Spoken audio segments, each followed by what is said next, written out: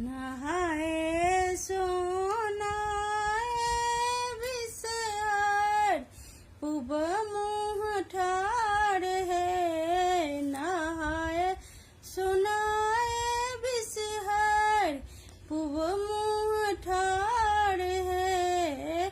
पूब के चारों दिशा पूब के चारों दिशा सूरज गोसाई है। पूब के चारों दिशा सूरज गोसाई है।